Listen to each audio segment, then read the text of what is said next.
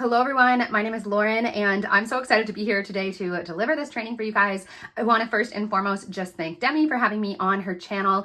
And I am a Mandala artist. I actually work full-time as a course creator and an artist, but I used to be a high school art teacher. So I come from just a very long background of using color theory to specifically design palettes. And when I got into Mandala painting, I really found just even a new level of appreciation for intentional palette design because of the impact that strategic palette design and informed palette design really has on the final pieces. Mandalas are already so captivating, but what a lot of people don't realize is just the monumental role that color and especially color combining have on your final piece and the psychological and emotional implications of the colors that you choose, and specifically the versions of colors that you put together and pair up inside of your palettes. A really well-designed palette is going to really have people respond to your art on just a whole nother level. You're going to stand out on people's For You pages and Discover pages if that's a desire of yours. You're going to have people that come back and back to your art because of the emotional experience that they have when they're viewing it, even if they don't actually understand that on a subconscious level.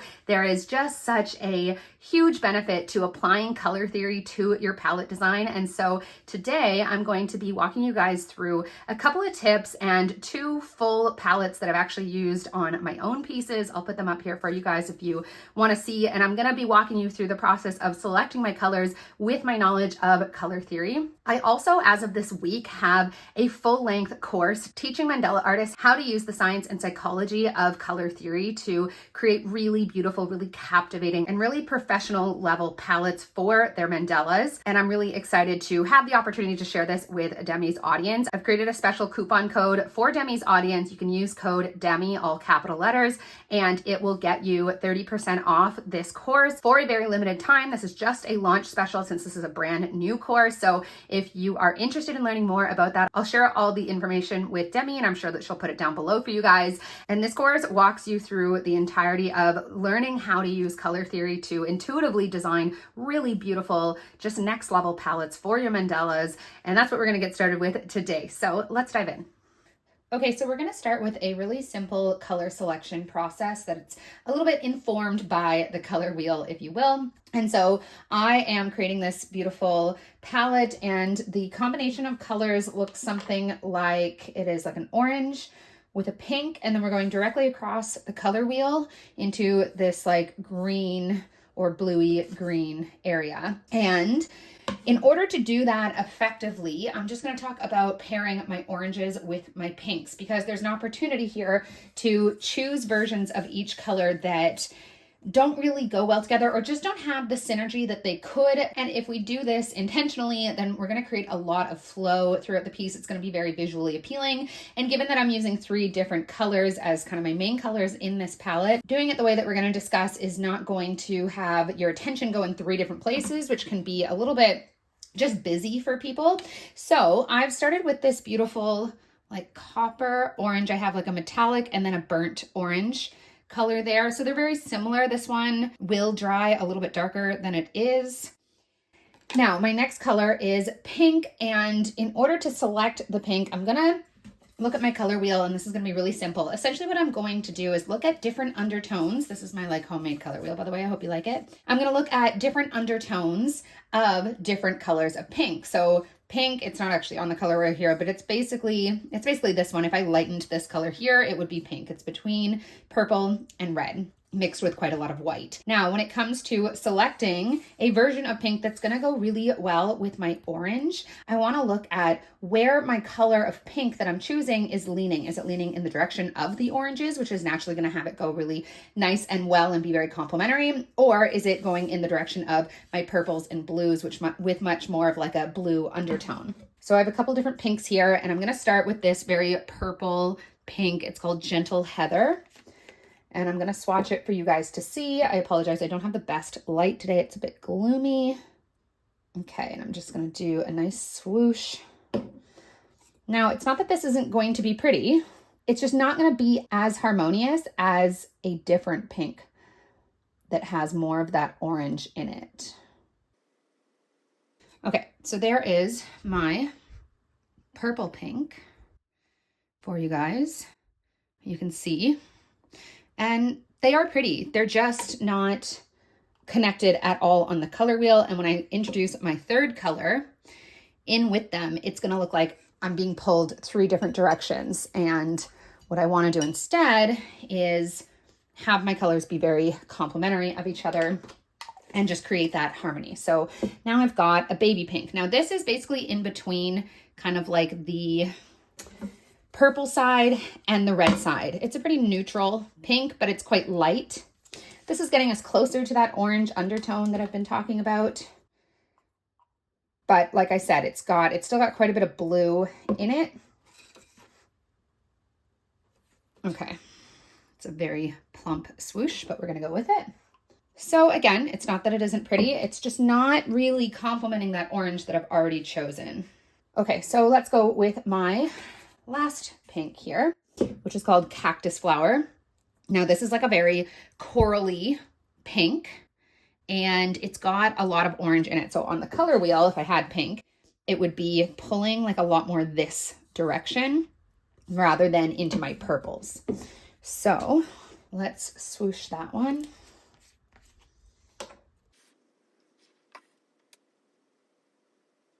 And as you can see, I'm really hoping that the light is good enough for you guys. It just immediately blends in with those oranges. It's very complementary to it. I'm gonna give you guys a better view of it here. Okay, so here they are. And you can just see how complementary that very corally pink is because it's got a lot of orange in it. Whereas over here, we're actually getting even like, that's almost like a light purple really. But if you were to put those two together, they're just a lot less complementary of each other. There isn't flow from one into the next. And with mandalas, that flow makes a huge difference. Really will help to create balance. And I'll show you guys. This is where we ended up with this palette. So I actually added a couple more pinks that were within that orangey range. And obviously went across the color wheel with my teals and turquoises there. This palette is inside of Pro Palette Design step by step if you want to watch me create it.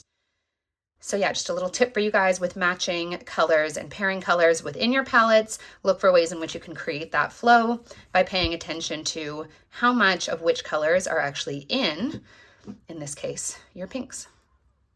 Okay, so we're gonna dive into designing an entire palette, and I'm actually gonna be sharing with you guys the palette that I did for this piece here. And this was for a couple of friends of mine that I need to ship it to still.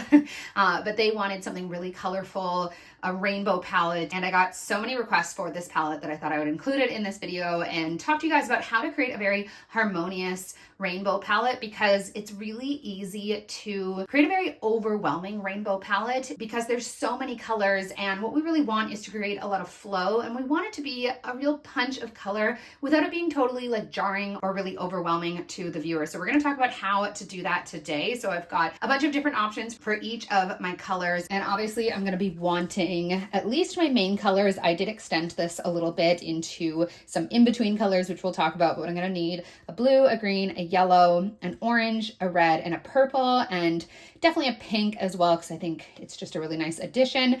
But I end up actually adding like a turquoise or two and a couple other in-between colors. So this is a fairly large palette, and you could simplify it if you want, but I'll share with you everything that is in this piece. So let's get started here.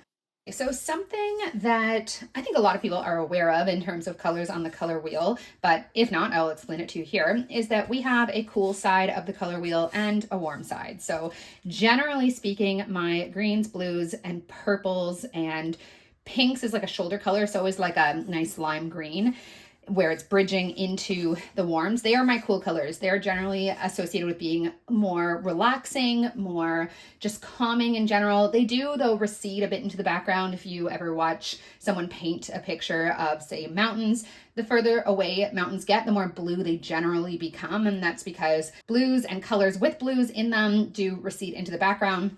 Whereas my warm colors are more energetic, they come out into the foreground. And so creating a palette that doesn't cause only my warm colors to be really what's standing out, where these are kind of just like busyness in the background, is what we're going to talk about today. So The first way that I'm going to do that is I'm going to start selecting warm colors that pull very cool, meaning they have more of like a blue undertone to them. So where I will start is, let's say, my red. Now I've got two different reds here. Actually, I'm not a huge red fan, but I do use this one a lot. Now this is like a true red. It's not, it's really just in between, but it is quite like, red is obviously a warm color just on its own, regardless of undertone. And this one, as you can see, is just a really red color. That's going to, if I use this one, it's going to be really at the forefront of people's attention. What we're wanting to create with a rainbow palette is something that guides people's eyes through the piece, moves their gaze around it effortlessly. And so if I was to use this color, I would need to pick other colors that are equally as warm as this one, as to not lose all my other colors in the background. Now, I'm going for something more just serene, more calming, so I'm not going to go in that direction. But I have this Wild Berry, and it's a very like pinky, muted red. I would still say it's in the red family. And so I'm going to start with that. Next, I'm going to go into my pinks, let's say. And this is where starting to understand how to create like a holistic approach to designing a rainbow color palette is going to come in. So basically what I'm looking for is colors that bleed easily from one color into the next. So I want my, if I'm doing red, I want that red to bleed into my purple as easily as it does into the orange that it's going into. So I want my colors to be very much sort of like I'm creating like an equilibrium with this palette. And usually I would do a lot of different values within a palette. So I'd have a lot of light colors, a lot of dark colors. I create a lot of contrast that way. With a rainbow palette though, I have found it's much better to actually have most of your colors be fairly similar in their range, whether they're all light or all on the darker side or all in the middle, which is what I'm going to do today. That again is going to help create that flow and balance and allow each color to really come together. So if I'm going into, let's say, okay, let's start actually with my purple color.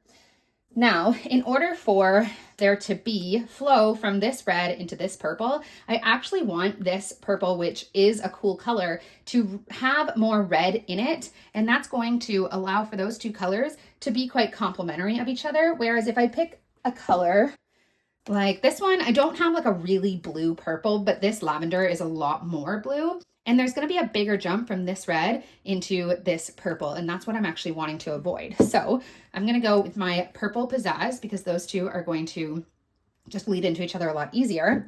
And because I'm really going for like ease from one color into the next and like this really gradual shifting throughout all of the colors of the rainbow, I am going to do a pink. My friend that requested this piece really loves pink and specifically requested that. So I've got a couple of different ones here. I have this baby pink. Now this is very light in color. And as you can see, it's just going to kind of, it's not that it doesn't work, but because it's so much lighter, it's just not gonna have that flow, right? These two are very similar in their lightness versus darkness levels or their value. Now, I also though have this color and it is called Vivid Violet, but to me, it's more in the pink than it is like the purple family. And if I put those together, now I really have this like beautiful gradient between my red, my pink, and my purple. You could lighten that a little bit if you wanted to. I'm pretty sure I just used it out of the bottle. Actually, no, I think I did. I put like a couple of drops of white into that because I found when it dried, it was quite a bit darker. So now that I'm thinking back to it.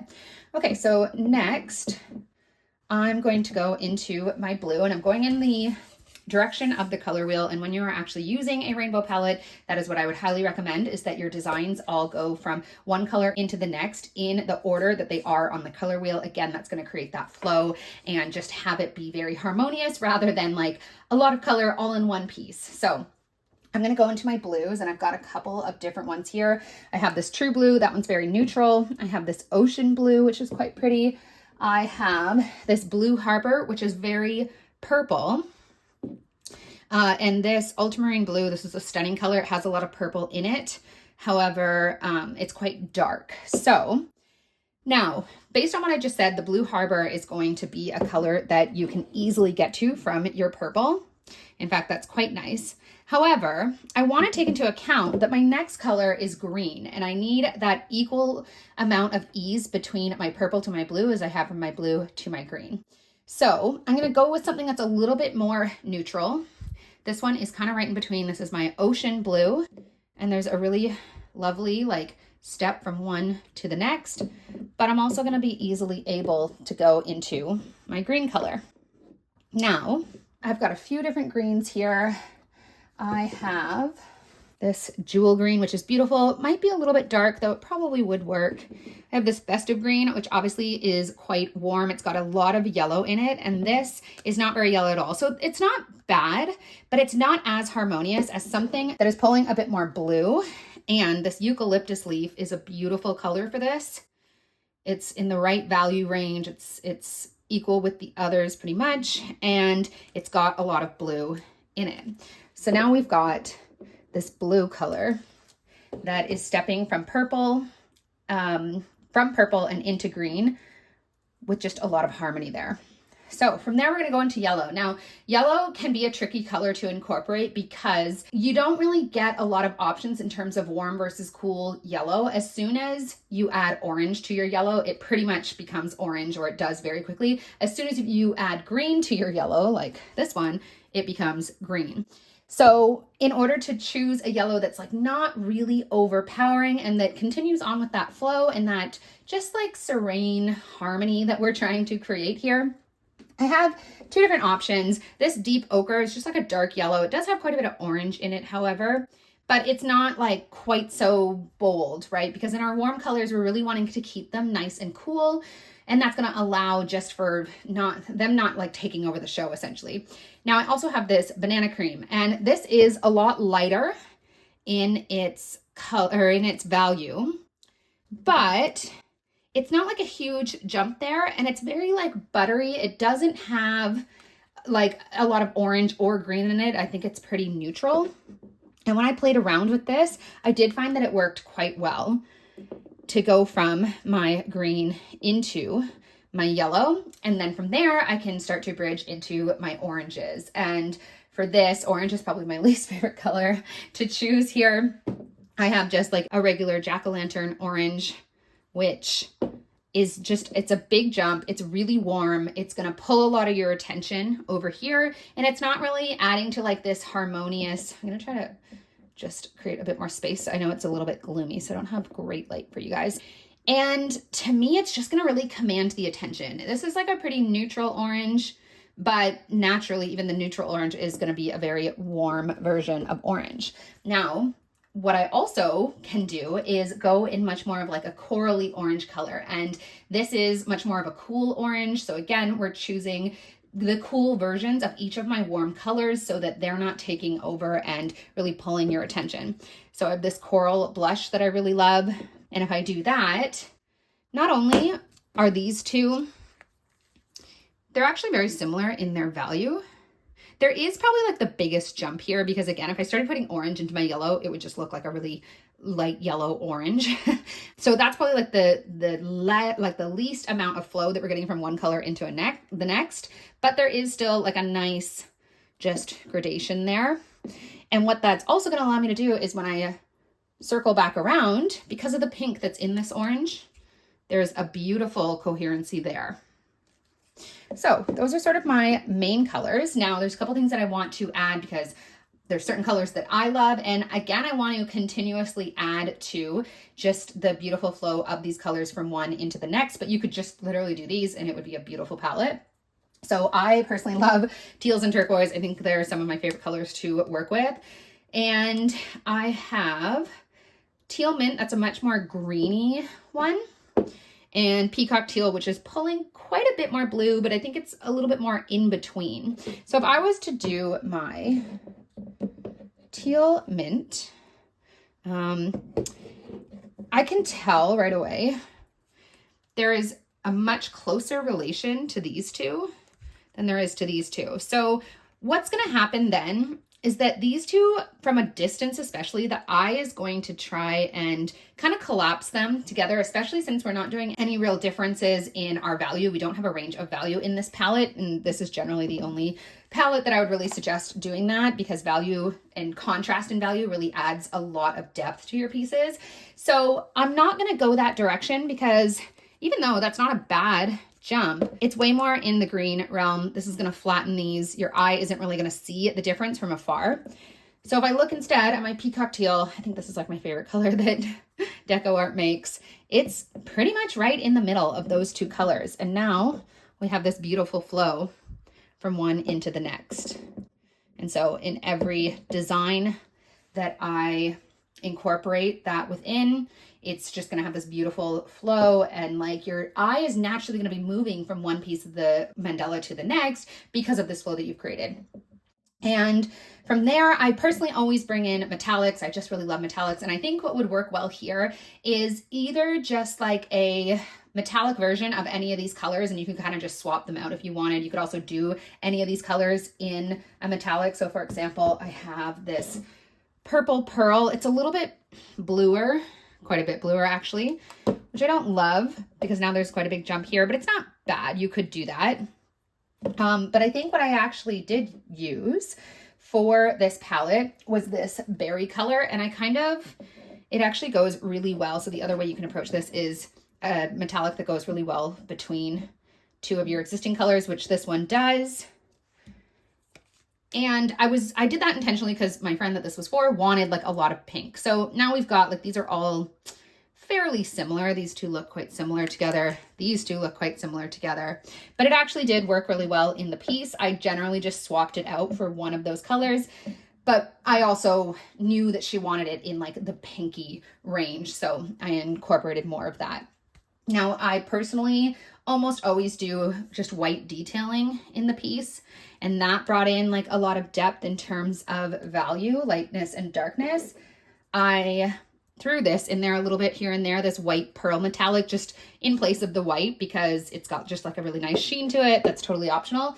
And then I also did a little bit of detailing with just like a very regular gold, which has a similar, you can't really tell here, but it actually has a very similar undertone to the yellow that I've chose. So I knew it would go well with this palette. It wasn't, if I'd chosen like a really orangey gold, for example, it would have probably clashed a little bit. And so I'm actually going to go ahead and swatch this for you guys. Now there's a couple other things that you could actually keep expanding on this palette with if you wanted to. You could choose, like I could add another blue in here if I wanted, this very purpley one. I think those are getting a little bit too close in color. We're going to get that flatness again. It wouldn't be bad though. They're not too close. So you could do that. You could also start to bridge a little bit more between your green and yellow, and the color that I think would work best for this is this aloe, because again, this is a very like blue green. This is, I mean, it's a pretty like neutral color, but it does have quite a bit of this color in, and it's starting to bring in that yellow. I think this is a little too neutral for this palette though. I think it's just like a little bit too muted, but if you had sort of a medium green, then you could do that as well. I mean, even at that point, this festive green would work because now there's going to be one more step, but I think it's just a little too bright. It's a very warm version of green, which I just don't really like. And what else? I also have this jewel green. It's quite dark, and it's almost the exact same actually, like undertone as this one. But I think that's just creating too much of a jump here. So I don't think it's necessary. So I'm going to swatch this for you guys so that you can see just this like gradation that we've created. I think I'm going to take this berry out just for now, but it is a part of the palette that I personally used. And you'll be able to see, I will show you in just a minute.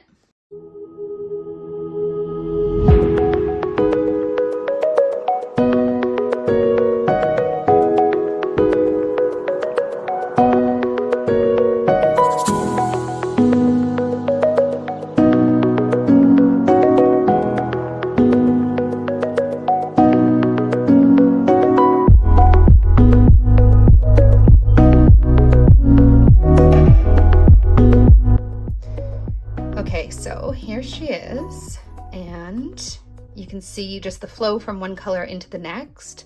Now, what I was saying about value and how if you have a range of values in this palette, this kind of palette, your eye is naturally going to go to the highest value. And you can see that here with my yellow, which I'm going to talk about in a second in terms of how I kind of combated that. But otherwise you can just see this beautiful flow from one color into the next. There's coherency there. And what I did with this one was I actually used my gold highlight everywhere where I have a yellow stroke. There is a gold stroke on top of it, which is a little bit hard to see in the light here. And that just brought the yellow down more into the value range of the other colors. Again, creating a lot of that just flow from one into the next. So I will label all of these colors down below for you guys. If you'd like to replicate this palette, please tag me. If you do, it's at Love and Dots. And I have one more for you guys.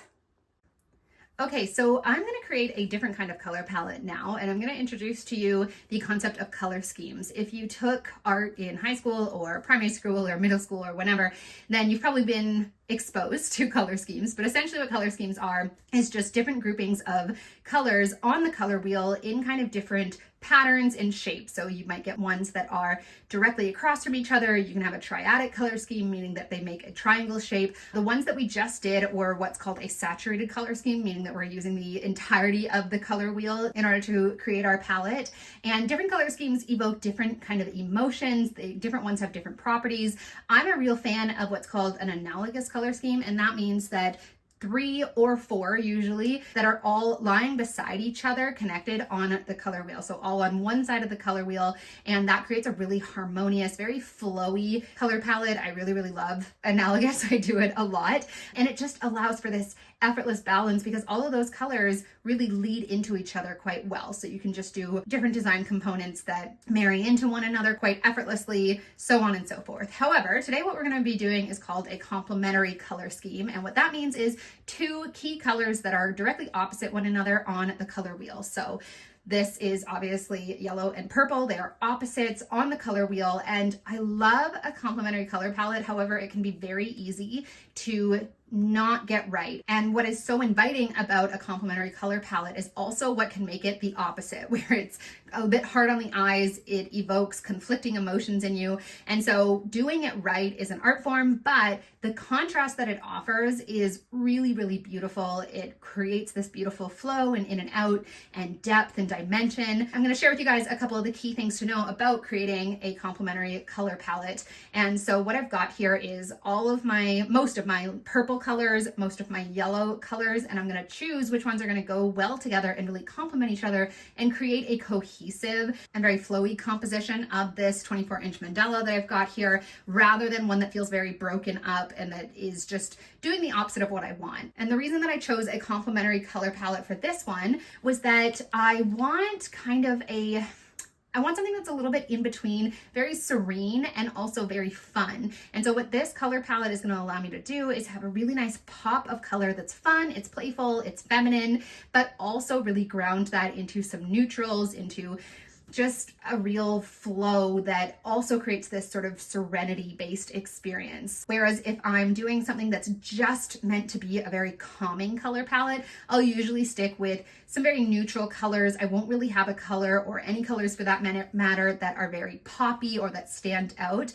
I usually will do it this way, where I have one key color, sometimes 2, depending on the scheme and the palette, that really stands out amongst the rest, and then the others are kind of supporting roles, if you will. And that's one of the things to really know about creating a very compelling complementary color palette, is that you want one of the colors that's going to be more saturated, so more bold, more colorful, really more standout, and one of the colors that's going to be more in the background, really just highlighting that other color and balancing out that saturation with more of the neutrality. So when it came to deciding whether I wanted the yellow to be the saturated color or the highlighted color, if you will, or if I wanted the purple to be, I personally made my decision based on a specific color in this group of colors that I knew I wanted to use again because I just really love it. And that color is this one, this champagne gold. I just absolutely love. I think this is such a beautiful color, probably one of my favorites of all the deco arts. It just, I don't know, you have to buy it and use it and you'll know what I mean. And so I wanted to use this, but there's only really specific colors of yellow that this is gonna go with. Any of these, this is a very orange yellow, as you can see. This one also has quite a bit of, I mean, that's actually pretty like primary yellow, but naturally is pulling just, it's very bright, right? And these two together don't even really look like they're in the same color group, even though this does have a lot of yellow in it. Now, on the flip side of things, there's this one, this is Sunny Day, and this is like, it's almost got green in it. It's like starting to go down the path of green yellow, and that's obviously not going to look good with this either, at least not in the way that I want to use it. Now, if I was doing a monochromatic color scheme palette, I could probably put these ones together. I'm still not a big fan of this cadmium like orange, cadmium orange yellow. This one is more orange than it is yellow. These do not look good together. They're not, they don't complement each other at all. So I'm gonna stay away from these saturated ones, especially since I've already decided that I want my purples to be the standout color and the yellows to be more in the background because I'm attached to using this one. So with that, I have a couple other sort of yellowy beiges, and these ones probably are more beige than they are yellow, but they have a very clear undertone that is yellow. And this is really important when it comes to introducing beiges into your color palettes, is to know what the undertones are, because you can get more yellow, you can get more red undertones of beige. In fact, I'll just show you. So this one here, this is called warm beige, literally warm beige. It is much more pinky than these. So putting this in with this palette that I'm creating, I mean, they're quite pretty together, but it's going to introduce a whole nother color, which is like red pink undertone in a palette that I'm only wanting to focus on 2 colors. So I'm going to make sure that my beiges stay in the yellow sort of undertone family, if you will. But I also don't want to lose the yellow that is making this a complementary color scheme. So the option that I have then, and I'm sure there's probably others that I just don't have currently, but I have this one called Banana Cream, and it is very buttery, very soft, very light. It doesn't have, it's not actually very saturated at all. It's a lot of white with a little bit of yellow, and it just has, I just think it's beautiful. And it really, it's not contrasting to this at all. You can actually see that they have a lot of the same tones to them. And so I decided that I was going to bring that in. It's not going to really pull a lot of attention from my purples because, again, it is very muted. So those are my yellows there. Now, I always use white in my palettes, personal preference, but I love the contrast because, again, this creates a lot of visual intrigue. So there's always white. I don't often use it as like one of the main colors. I just do a lot of sort of highlighting with it, so to speak. So that'll go in there as well. Now, when it comes to my purples, I'm wanting, like I said, to keep this fun but serene. And so I decided on more of a cool tone purple approach. And I'm wanting to keep all of the different purples that I use a similar undertone because that's going to allow them to really group in nicely together without competing with each other. So I have this beautiful purple that I actually haven't used yet. It is, I'm sure I'm not going to say it right. It is called, let me focus there for you, Dioxazine Purple. And it's a pretty neutral purple, actually. It's pulling a little bit cool, whereas this one, you can see, has a lot of like pink red in it. And that's just gonna kind of clash here. I mean, they're just, that in comparison to this, for me, this one just feels, this pair just feels calming. This one feels quite like bright and potent and I don't really like that. So I'm gonna go with this kind of route, if you will, in the more cooler purple. And to complement that, I always have, by the way, one of my colors when I'm doing a color scheme like this, actually almost any color palette that I do, at least one of my colors, I have like a full gradient from light to dark. And that's because I really like to use that. Sorry if you're out of focus. I really like to use a light to dark gradient in a whole bunch of my design elements. So different florals where I start dark and I go to light is just something that I really love to do. I think it looks really, really nice. So I think purple is going to be the color because these ones are all quite light. There isn't a lot of like light and dark contrast here. So I'm going to do it with my purples because I've got this really nice dark purple color. And next, I have this Purple Pearl Dazzling Metallic. It's a really beautiful metallic. You can't have too many metallics. And those are so similar. I find that the metallics, they don't really seem to blend too much in with, like, even though this color is very similar to it, the metallic gives it like a lot of contrast to the other matte colors in the palette. Then I have this Lavender, which again is a bit lighter. So we're moving up in terms of lightness, which I want, but very similar sort of neutral blue undertones. And then I've got this Wisteria, which is almost a little too blue. However, when I swatched it, I thought it kind of brought like a nice calmness to it, but I could warm this up a little bit with adding just a touch of like my lavender. And what I decided I was going to do was, because I want this to be a full light to dark range, so whoops, white will be on this other side, I'm going to create an in-between color by mixing 50-50 of these two, and that's going to also help to pull this Wisteria, which is a bit more on the blue side of things, but I think in this case it works, into my purple palette. So I'm going to go ahead and mix those up. That is my color palette there. I, of course, will link all this down below for you guys. I'm going to get rid of these. All right, so my yellows are just right out of the bottle as is. Sometimes I make little adjustments to certain colors, which I will actually show you.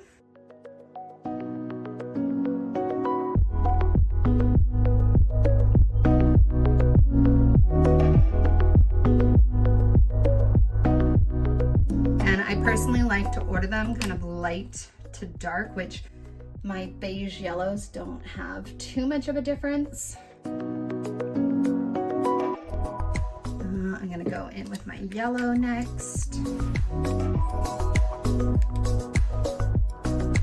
So I'm gonna go in with my Buttermilk, and by the way, that was Desert Sand. Okay, so that is my yellow range. Just meant to support my purples. Now I'm gonna create a full, almost a full palette here. Actually, it will be 6 colors. So we're going to start with my white. I'm going to go to my Wisteria. And there's going to be something I do here that I want you to stick around for with these purples. Now I'm going to skip one here. I'm going to put my lavender. And I want to do a 50-50 mix to sort of bridge that gap. Inside the palette design course, by the way, I talk all about how to mix colors if you either want to save money or you can't quite find the right color, or you want to use a different, I'm not trying to block you guys off here, I want to use a different brand. Just using the end of a paintbrush here. And that's just going to perfectly allow that gradient from my Wisteria into my lavender. Gonna use my Purple Pearl, give these all a nice good shake. Try to get closer for you guys. And I'm gonna use my dark purple, which I can't pronounce the name of. Now, one thing with this, and any colors that are quite dark, and this one definitely is, and they usually dry darker too, is that it's gonna actually be quite hard to even see that on a black background if you are using black. And the reason for that is that white, this doesn't have a lot of white in it. It's fairly dark in terms of light to dark ratios. And white, the color white reflects a lot of light, whereas black only appears black because it absorbs light. So all we need to do is do like 1 or 2, I think I'm gonna do 2 drops. Oops, that was a little bit more of white.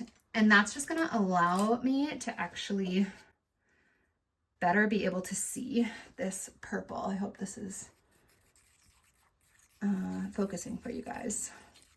It's still going to be a nice dark purple color, but I won't lose it amongst the black background. Now, part of my palette design process is always about swatching these colors, usually before I actually mix them, but I've already gone ahead and done that, so I'm going to show you guys what it looked like when I swatched these. Okay, so here is my swatch. So you can see that like beautiful gold color.